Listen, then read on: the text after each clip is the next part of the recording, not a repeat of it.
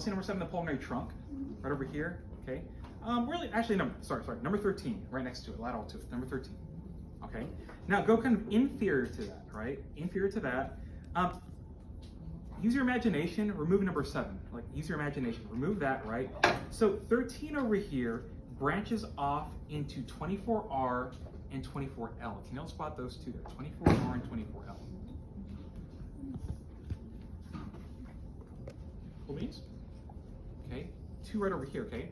Those branch directly off of the aorta over here. Now remember, what kind of blood's in the aorta? Is it high or low in oxygen? Super high. Make sense, y'all?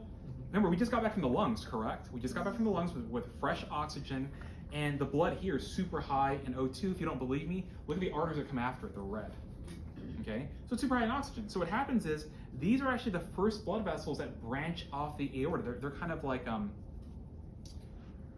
running out of English here. Surreptitious? Is that the right word? A little clandestine? They're a little kind of sneaky? Right? No? Wrong? Okay. So they're kind of sneaky over here, right? 24R, 24L, they branch off of it, right? Now again, they're colored red, so that means they're high in O2, low in CO2, correct? So what happens, y'all, this right over here, 24R, 24L, they're called the right and left coronary arteries, respectively. Okay? So they're called the right and left coronary arteries. Okay? That is the beginning of coronary circulation. Okay? When you hear the word coronary, think about the blood supply to the heart itself. Okay? For those that work in the hospital or in clinical setting, ever heard of somebody suffering from a massive coronary? Yes. Right? That means what? They've had a heart attack. Make sense, y'all? So something messed with the coronary arteries. If they suffer from a coronary, right, something's messed with the arteries, whether it's fatty plaque or clot or whatever. Cool, cool? So again, these are called the coronary arteries. Any questions on that? Okay, now notice here, if we close up the heart now, so let's pull those little flaps here, notice how the coronary arteries kind of branch off after that. Y'all see they kind of branch off into arteries and arterioles and stuff? Okay, I am not concerned about those other kind of branches. Okay, don't tell the other professors. Okay, I don't care about that stuff. Okay, just know those are arteries and arterioles, just branches. Okay, so what happens is we know that arteries eventually become arterioles, and arterioles eventually become capillaries, right? So what happens is these blood vessels eventually become capillaries to exchange substances with the cardiac muscle that it's supplying. Make sense? This is a very busy organ. It needs a robust blood supply in the form of this coronary circulation. Everybody follow? Okay, so it becomes capillaries. Good? So we're feeding the heart, right? So we know the capillaries become venules. Venules become veins, correct? Okay. Pretty much wherever you find arteries, right, you're going to find veins next to them, correct? Almost like parallel, almost like a two-way freeway system, right? Opposing traffic and stuff. So everything you see here in blue, right, we're going to go ahead and call them overall the cardiac veins. Okay, so I'll have the text up here for you on the PowerPoint, okay? But when you see this red over here, these are the right and left coronary arteries right over here.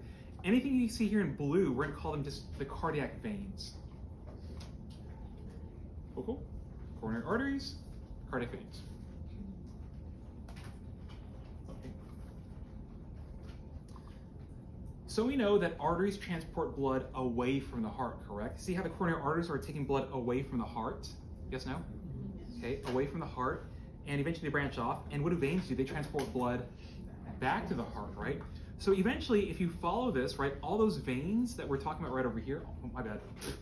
All those veins that we're talking about right over here, eventually they converge to form number 26. Okay, go look at the booty of the heart. Okay, lateral to this inferior vena cava, the booty. You might have to take it off the pedestal. Find number 26, please. Hey, it's coming out of your tuition. Okay, see number 26 here? Okay, good. All those cardiac veins converge to form this one thing here. That one thing there you need to know for the lab practical, like I've been kind of discussing, right? It's called the coronary sinus. Okay, so 26 is referred to as the coronary sinus. It gathers all the blood from those cardiac veins and it all gets dumped here. Okay, coronary sinus.